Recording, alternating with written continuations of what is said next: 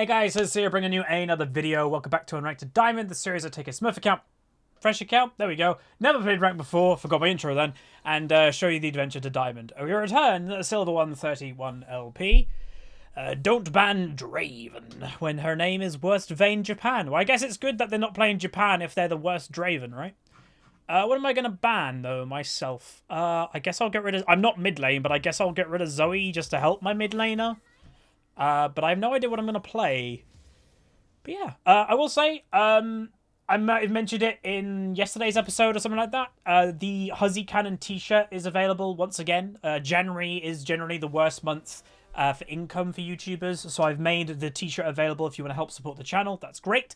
I will actually say some good news, though. Generally, January is the worst income month and view month for YouTubers. My views have actually gone up comparing to December, which is actually kind of crazy, which is really cool. So thank you very much, everybody, for the support. Already, it's been a great start to the year. Our views have gone up in January, of all months. That's awesome. So thank you very much. What am I going to play? Let me guess, that's that guy's win rate. It's going to be don't ban Draven, he goes 33%. So I'm guessing this dude has a 33% win rate on Draven. There's already happy families happening in our team. I've got a blind pick. Is there any donated champs in top lane that I'd want to play? Not really. No. Like Camille, someone donated Camille, but it's for jungle. Where I obviously could play Camille, but still. What did I do recently? I don't actually remember.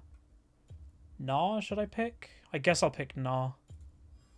There might be a Gnar episode coming out on Climb to Master very soon. It might actually be 2 Gnar episodes back to back, obviously in different series, but yeah. But that's the problem with blind picking. It's hard to do. Top lane is easily the biggest lane that you get punished for blind picking.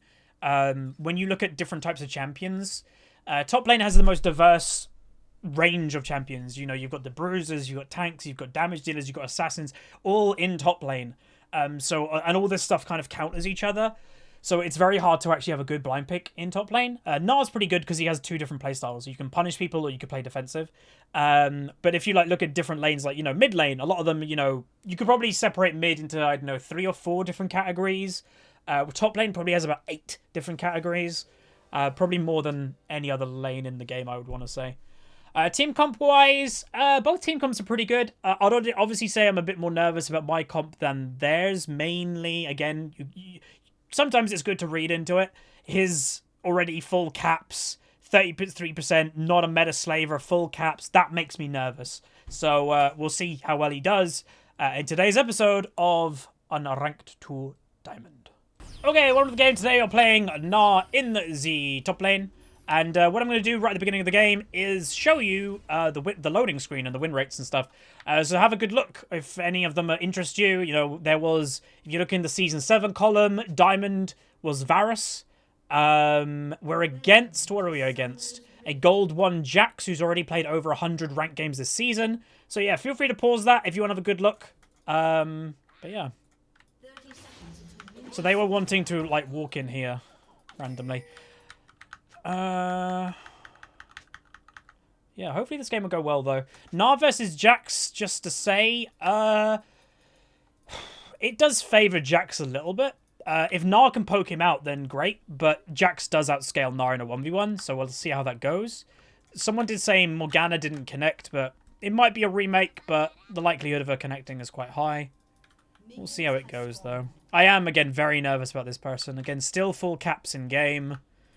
You saw in that little thing, 33% win rate in 15 games with a negative KD. Dies more than they get kills on Draven, so that's a bit worrying. So, yeah, definitely most nervous about the Draven, but we'll see.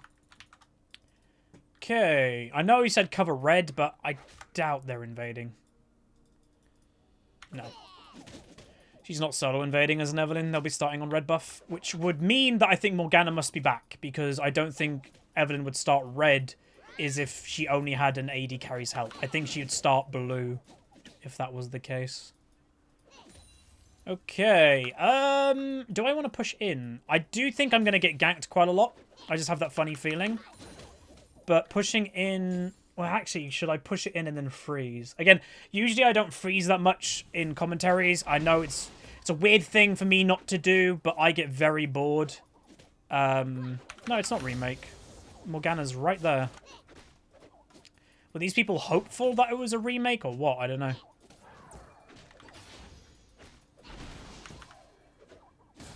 Why did he just, like, face tank a lot of my damage and minions there? One thing I actually do want to say, just as a slight tangent, I know this is going to be coming out a little bit of nowhere, but occasionally I do get some messages from people saying that they're going through a tough time and my videos may help them. All I want to say is everybody goes through tough times and you're not alone. It's a sucky thing to go through, but, you know, life sometimes isn't great. But, again, usually you can get through it and you'll be a stronger person for it. And what I will say is sometimes bad situations end up in good things. For example, without going into details of what my dark moments were, a few years ago, I was in a really, really bad place. And if I wasn't in that bad place, this YouTube channel wouldn't exist. And I wouldn't be doing YouTube. So even though it sucked at the time, it ended with something cool and good. So, yeah. That's what I wanted to say. Okay.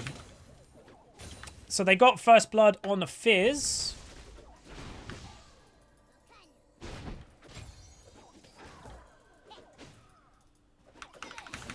This dude has a weird playstyle, man.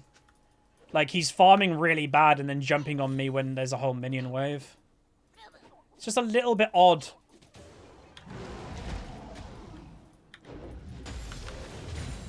The melee versus thingy matchup obviously is a tricky one to deal with.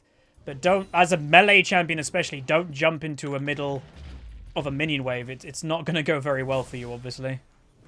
So he's not got any potions either. He's probably going to TP.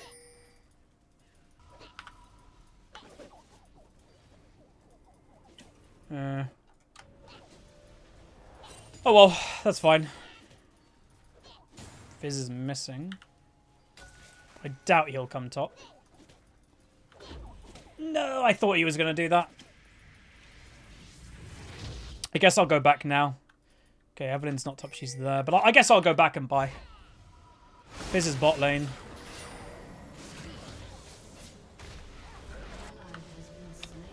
Oh dear. He was, by the way, I'm pretty damn sure he was dead without even Fizz going there, so... They lost that trade just completely.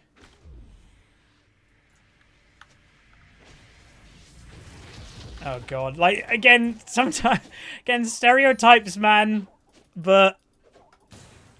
Yeah. He's kind of living up to it. Full caps. Terrible win rate. Typing. Making excuses of lag. Just doesn't help his case, does it? It's like, oh. And then he'll probably fit in the type of people of, like, I deserve higher rating. It's like, wait a minute. Hold up. And the thing he said about earlier, by the way, in Champion Set going, I'm not a meta slave in full caps. Draven's actually quite meta right now, so... Yeah. That's also kind of funny. I actually do think I want to push this out. I don't think I finished my point earlier about split pushing. I generally don't do it in commentaries because I think it's really boring to, like, watch. Like, whenever I watched, like, a video, a LOL video, and someone split pushing, I turn off. I find it the most boring thing to watch. So if I find it boring to watch, then I imagine a lot of you find it boring to watch. Would I recommend freezing waves and stuff? Yeah, partially. Yeah, it definitely has its place. Obviously, we're double farm, by the way, right now, practically. So this lane is going very good for us.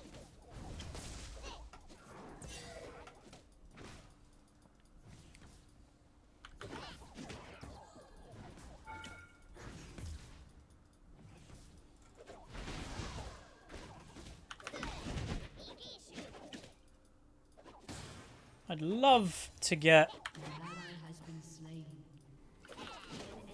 Every time I get him low, he unfortunately just goes back. Okay, at least they did alright. That was a 2v3. And they ended up with 2 kills. That's not terrible.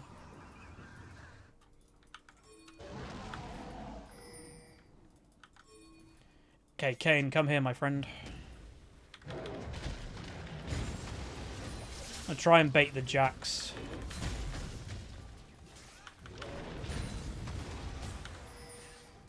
Come here, Jaxie boy.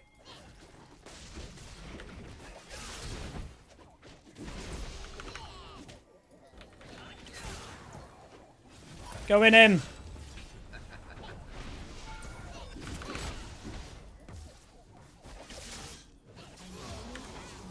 That was messy, but it worked.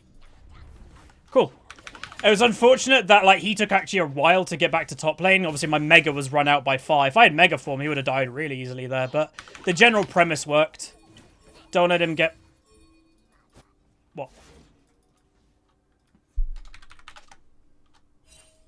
What? Eve. Oh, really?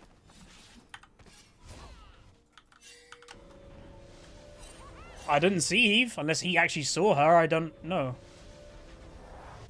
Okay, well, unless that was just, like, panic of, like, oh, she's here, she has to be. Because I didn't see Eve myself. Nice, not getting caught there. That's good. Whoa, my phone just went mental. Oh. Alright. Morgana's mispositioned. Oh, she missed the Q, but Draven's running the complete wrong way in a good trading time. Can he eat her? That would have been good. But yeah, Draven running away when they were going aggressive. That's a bit weird to see. Fizz missed his ultimate, which is good. Again, we're nearly double farm still. It's good.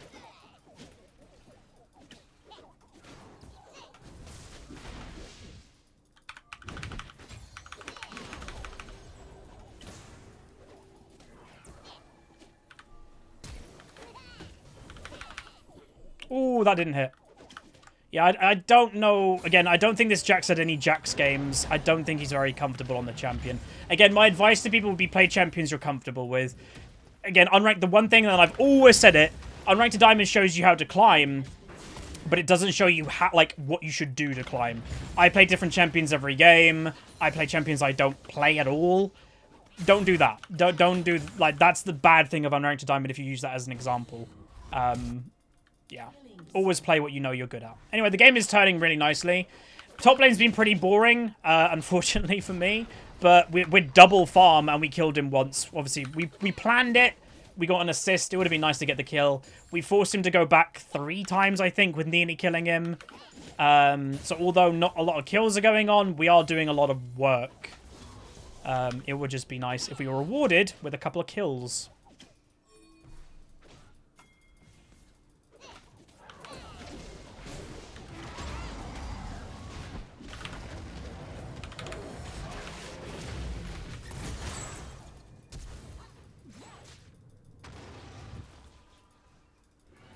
Am I dead?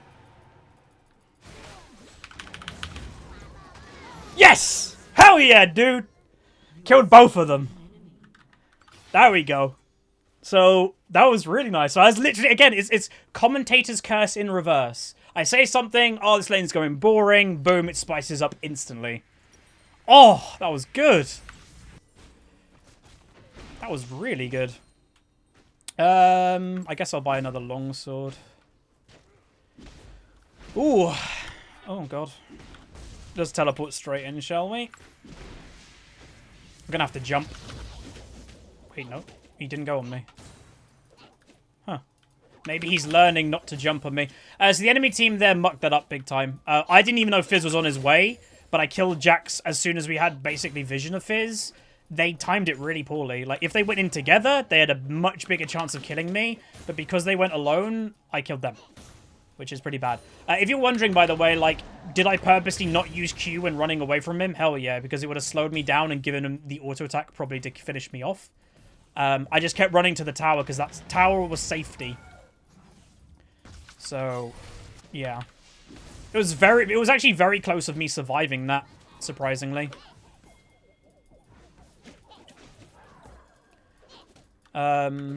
What would I say the Jax could have done differently if I want to talk about the lane in general? He gave me a lot of pressure by basically giving me free damage. And not just like the random free damage I'm going to get anyway by being ranged and he's melee. He jumped in several times when he was like to a whole minion wave. Don't do that, for one. Because that's just asking to get killed. And basically be patient. He's not been patient in this lane basically at all.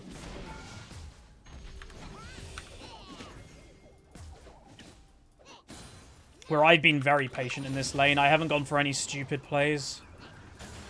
And because I haven't gone for any stupid plays, we're double farm. So, sometimes not risking stuff is the best way to play. It's boring, but it's smart. And the best way to climb in League of Legends is smart play. So, yeah. And like I say, he will outscale me eventually, but because we're so far ahead, it's not something that I really have to care about that much. For a while, at least. Now, I could have actually gone for that first blood tower. I don't think it's going to die, because he's now back. I probably could have easily got that, but the risk... I might actually still get it. Got it.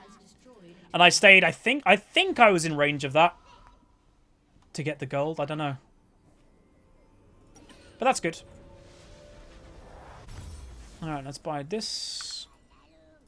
Usually your top laner doesn't get a tower before the bot lane in this meta, but we did. How's mid lane doing? She's actually doing pretty good. Again, I wouldn't really recommend Talia for climbing. I've always dubbed her as a perfect champion. In order to do well on her, you basically have to play perfect, comparing to other champions in mid lane. She's just harder to pull off.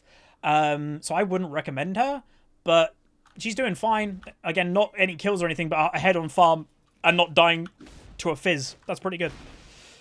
That's perfectly acceptable. Okay, I'm going to freeze this out now. I don't have teleport, though. Oh, he is, like, good dodge. But I think he still is dead. Yeah. That was, like, a 4v1. Which was a bit odd to see. But that was just a bit mispositioning by him. I'm going to guess the Jax is going to go in jungle, or he'll go, like, bot lane randomly. Which I don't really want him to go bot lane, because I have no pressure if he does. This is the risk of split push, of freezing. Wow. Nice. The risk of split pushing is you basically deny him, which is good, but you basically make your pressure go down, because the top lane isn't in top lane anymore. So it's a good thing and a bad thing to freeze. And I'm not perfectly free. See, he's mid lane. He wouldn't be mid lane if I wasn't freezing. And I don't want him to like randomly get a kill or two because I'm freezing. So I'm now going to start pushing it again. Especially now that my team has killed 2 people. They're going to have more pressure bot lane. So I need to equal the pressure in top lane. Top lane it's a cool lane. I like top lane a lot. Again, there's a lot of people who complain about top lane nowadays. I think it's fine. The only groups of people that complain about top lane are people that play very specific champions. One of them is this champion. So play a different champ if it's not strong. That's how League works. Again, you're always going to have people complaining about no matter what meta it is, and then them same group of people will be very quiet when the meta is good for them.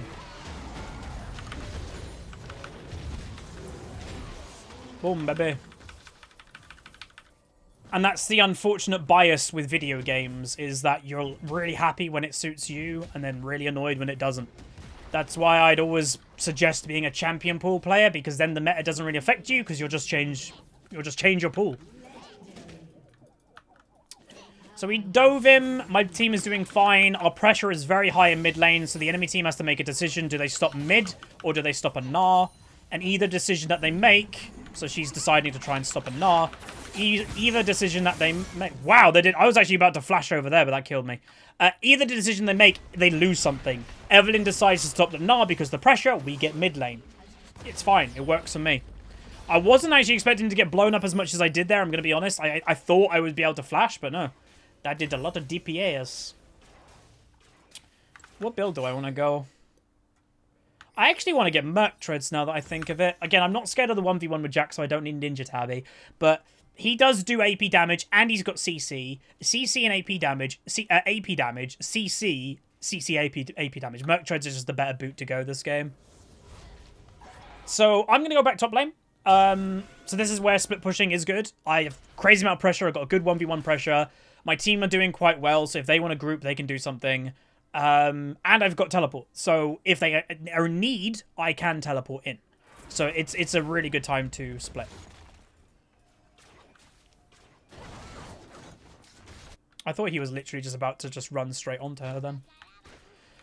So Jax is actually going for the Triforce, even though he's had a pretty bad game. I don't know if that's a great idea. Oh, that might have been a mistake by me.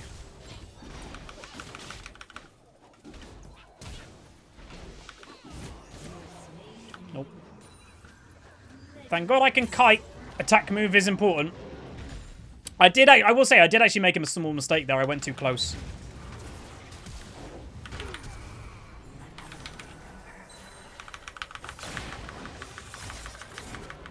No. Wait a minute. Why didn't they kill me?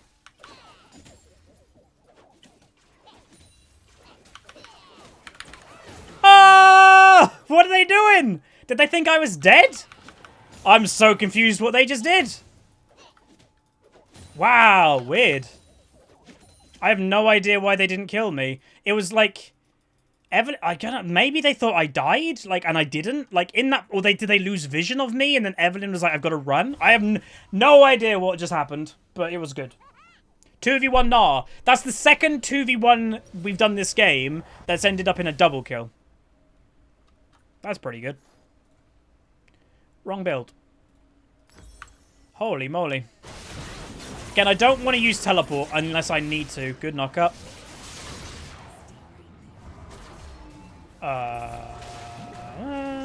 Get out the tower! Get him! Hey! God, this game's crazy. But that's the benefit of having pressure in top lane, everybody. Even though we've been in top lane, as you guys have seen, pretty much most of the game, we have still been involved in 7 kills out of the 22. So we've been involved in a third of the kills. That's pretty good. And all of those kills have just been in top lane because we've had a lot of pressure. There's a Jax going there. So again, the Draven made me very nervous, especially in the early lane phase. But he started to play a lot better. Like, he's 10-3 now. I don't know if the enemy team played quite bad. I have no idea, but it's good to see. Again, to people at home, don't make your teammates nervous about you. You know, don't go full caps and say all weird stuff in chat. That helps. That blue buff is never up.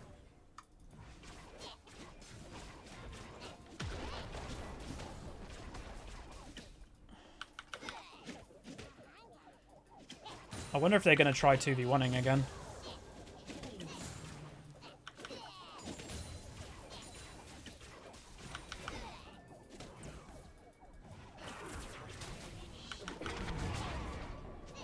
I'm actually really happy that missed, because I didn't get tower aggro straight away.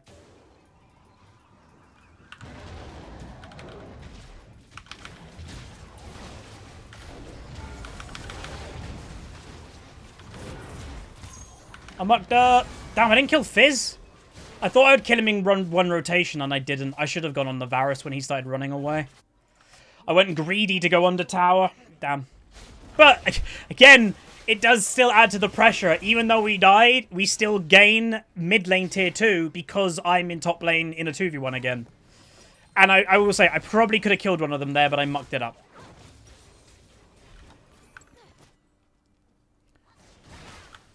Which is fine. My phone is going nuts, so I'll put it over there so it doesn't distract me. Good knock away. I have no idea what's going on. Tamkench is trying to, like, 1v1 their jungler. Draven's bot lane farming. Yeah, that was a bit odd. Again, it's good to have pressure, but, like, that was negative pressure. Why does she have 2 of those? don't know. But yeah, there was no reason for them to do that play because we weren't ever going to gain anything elsewhere. So when I die up here, at least my team is gaining mid lane tower. For them dying there, we gain nothing. No one's pushing anything to gain a tower or objective. So it's just a pointless time to push. That was weird.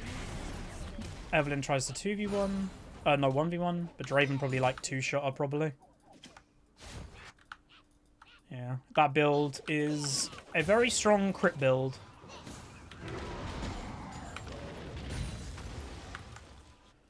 So yeah, this game's gone pretty well. Jack, I don't know if I like his build. If he's going to continue going damage when he's this far behind, you've got to question why. Yeah.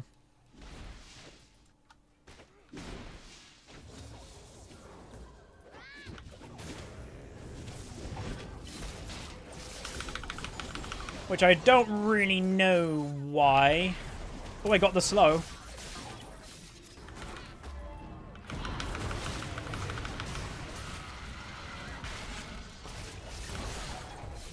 Oh, that didn't hit. Am I even going to get there? No.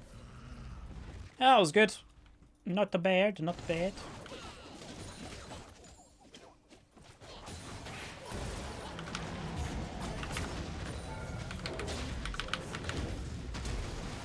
Nice.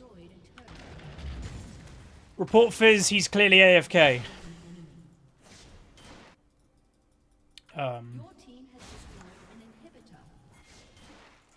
I don't know if that's AFK. Again, it's still not good, but it's not AFK. Wait, Jax is down there as well. What are they doing? Are they both? Like, it's basically giving up. Like, negative... What you'd report that for is not AFK, by the way. They're not going to get punished for AFK because they're not AFK. You report that for negative attitude. Like, because in brackets in negative attitude is giving up. But, yeah. Again, a lot of people don't get punished in reports, by the way, because a lot of people report people for the wrong thing. If you think someone is report-worthy, the least you can do is actually report them for the right thing. So yeah, there you go. She's got the right thing now, but it's not AFKing.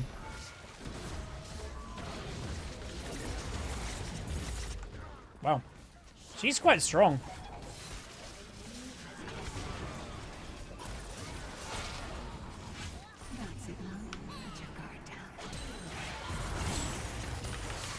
Oh, she's still at ult. Wait, she killed Draven without ult. Holy moly. We should probably, like, group and just end now. I get my team. These two probably shouldn't be messing around. We probably should have just, like, grouped, ended, and boom. Game over. Got my GA. My playstyle, I'm going to start playing, like, really all in. So, GA is really handy for that. That's Inferno Dragon. That's good. That's something good. But yeah, this game's been nice. So hopefully you guys have seen like the pressure of Gnar that he can do. Like 2v1ing is one of his specialities. He's got great pressure. He's got pretty good escape because, you know, when he's in little form, he can jump around and stuff like that. And like you've also seen the one-hit combo on him. That we've like one-hit people when they've been completely CC'd just from Gnar. That is like the ultimate WQE combo. You can blow people up. It's really good.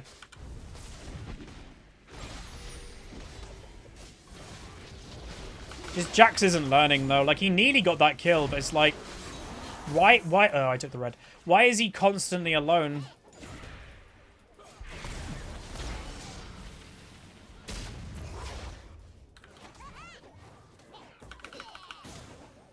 Why, hello there. No! Hey! That was weird. I guess we'll get bot lane pushing because it's the only inhibitor we don't have. Cool. They're fighting here. Draven's dead. I think he is mispositioning quite a bit at the moment. And again, Draven does fall off. So, let's end this game.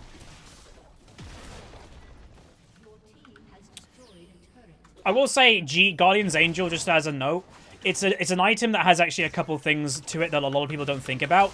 It's actually a really big demoralizing item if you're a really fed, like, tank-type character.